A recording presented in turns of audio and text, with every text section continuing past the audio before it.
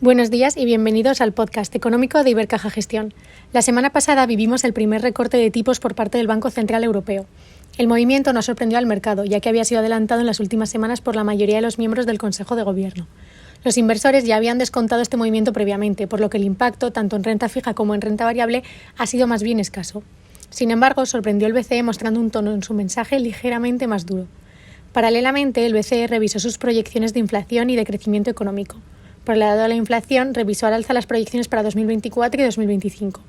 En cuanto al crecimiento económico, aumentó el dato para 2024, mientras que redujo su estimación para 2025. La sorpresa vino por parte de las elecciones al Parlamento Europeo. En Francia, el presidente Macron disolvió el Parlamento, la Asamblea Nacional y convocó elecciones legislativas anticipadas, tras el pésimo resultado de su partido. La primera vuelta se celebrará el 30 de junio y la previsible segunda vuelta el 7 de julio. En Alemania, los resultados dejan una posición delicada a Scholz, mientras que en Bélgica, que celebraba elecciones regionales además de las europeas, el primer ministro dimitió tras los malos resultados de su partido liberal.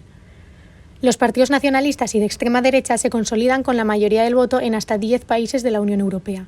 Con ello, aumenta la preocupación y la incertidumbre sobre el potencial bloqueo a los avances en la integración europea.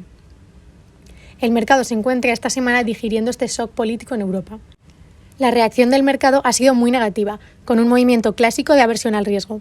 Por un lado, ampliación de diferenciales soberanos frente a Alemania, liderado por Francia y en la periferia por Italia, mientras que la deuda española se ha mostrado mucho menos sensible a este episodio. En el caso de las bolsas, el índice francés CAC 40 se ha reducido con fuerza con respecto a otras geografías europeas, lastrado por el retroceso de la banca. Respecto a la economía americana, el viernes por la tarde salieron datos de empleo francamente sólidos, una vez más, que enfriaron las perspectivas de bajadas de tipos en Estados Unidos. Este contexto ha permitido consolidar un escenario en el que las rebajas de tipos de interés se mantienen en la parte final del año y su intensidad es limitada. El foco se sitúa actualmente en dos referencias clave, la inflación americana y la reunión de la Fed, ambas el miércoles. El mercado espera que la inflación americana repita en el 3,4% y que la Reserva Federal mantenga los tipos de interés sin cambios. En dicha reunión se publicará también tanto la tabla de estimaciones macro actualizada como el denominado diagrama de puntos, donde los consejeros se posicionan anónimamente sobre los tipos hasta 2026 inclusive.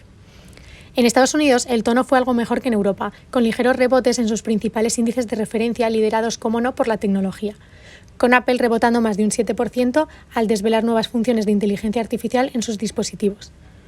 Por último, destacaré el comportamiento en la semana de Naturgy, que sufrió una caída de casi el 15% tras revelarse que el grupo energético TAQA, controlado por el gobierno de Emiratos, ha abortado las negociaciones con Criteria Caixa para lanzar una OPA sobre Naturgy. Y con esto nos despedimos, hasta la semana que viene.